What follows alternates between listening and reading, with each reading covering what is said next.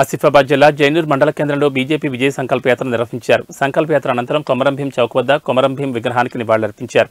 ఈ సందర్భంగా సోయం బాపురావు మాట్లాడుతూ కేంద్ర ప్రభుత్వం ఆదివాసీ గిరిజనుల కోసం ఎంతో సంక్షేమ పథకాలు అందిస్తున్న ఏకైక ప్రభుత్వం మోడీ ప్రభుత్వం అన్నారు.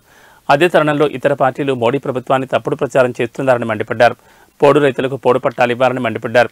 గత ప్రభుత్వం వివిధ హామీలు ఇచ్చినప్పటికీ హామీలను అమలు చేయలేకపోవడం చాలా బాధాకరమని తెలిపారు. ఇప్పటి ప్రభుత్వం కూడా 6 గ్యారంటీలు ఇస్తానని వాగ్దానం చేసింది, కానీ ఇప్పటిదాకా హామీలు నెరవేర్చలేదని మండిపడ్డారు. రైతులకు రైతు బంధు ఇస్తానని, అలాగే 2 లక్షల రుణమాఫీ చెప్పి ఇప్పటివరకు చేయలేదని మండిపడ్డారు.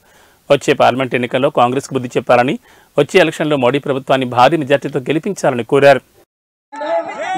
భారతీయ జనతా పార్టీ ఆదివాసులను ఏ విధంగా గుర్తిస్తున్నదో మీరు ఒకసారి ఆదివాసీ ప్రాంతం ఆదివాసులందరూ కూడా ఆలోచించాలని కూడా ఈ సందర్భంగా నేను తెలియజేయడం జరుగుతుంది.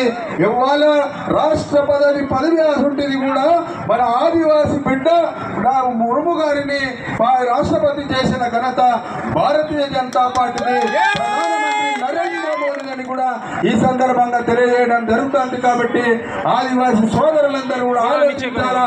ఇవాళ చూడండి, ఈ యాత్ర కూడా మన కోసం పోరాటం చేసిన కుమ్రం భీము పేరు పెట్టడం జరిగింది. అంటే ఇది ఆదివాసులను భారతీయ జనతా పార్టీ గౌరవించడం జరుగుతుంది. కాబట్టి ఆదివాసులందరూ కూడా ఆలోచించాలని కూడా ఈ సందర్భంగా నేను తెలియజేయడం జరుగుతుంది. అదే రకంగా మొన్ననే మేము రామ్జీ గోండు ఈ ప్రాంతానికి రాజు ఉండే, ఈ దేశానికి స్వాతంత్రం రావాలని అందరికంటే ముందు పోరాటం చేసిన ఎవరన్నా వీరులు ఉన్నారంటే అది రామ్జీ గోండు అని కూడా ఈ సందర్భంగా తెలియజేయడం జరుగుతుంది. రామ్జీ గోండు చరిత్రను కూడా ఈ దేశానికి స్వాతంత్రం వచ్చి 75 సంవత్సరాలైనా ఏనాడు కూడా ఏ పార్టీ కూడా రామ్జీ గోండు చరిత్రను తీయలేదు. కానీ భారతీయ జనతా పార్టీ రామ్జీ గోండు చరిత్రను తీసి ఇవాళ హైదరాబాద్ లో మ్యూజియంతో 50 కోట్లు శాంక్షన్ చేసి ఇవాళ మ్యూజియం చేయడం జరిగింది.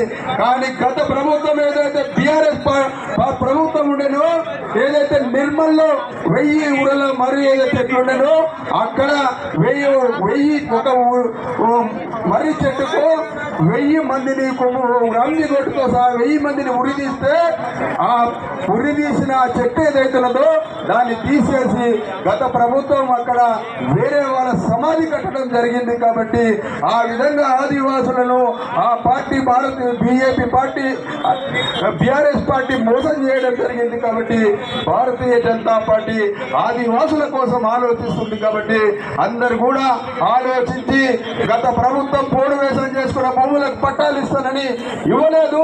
ఈ ప్రభుత్వాన్ని భారతీయ జనతా పార్టీ ఒకటే డిమాండ్ చేయడం జరుగుతుంది.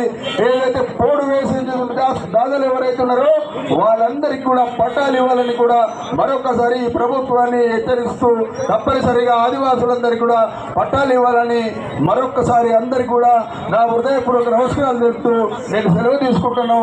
భారత్ మాతాకి 4000 కోట్లు ప్రకటిస్తే అవి మన ఆదిలాబాద్ పార్లమెంట్ నియోజకవర్గంలో దాదాపుగా 197 గ్రామ పంచాయతీలు ఎంచుకోవడం జరిగింది. రాబోయే రోజులలో పీటీసీ తెగలకు అన్ని విధాలు కూడా అభివృద్ధి చేయడం జరుగుతుందని కూడా ఈ సందర్భంగా తెలియజేయడం జరుగుతుంది. కాబట్టి ప్రజలకు మిత్రులారా మీరు ఒకటే ఆలోచించారు.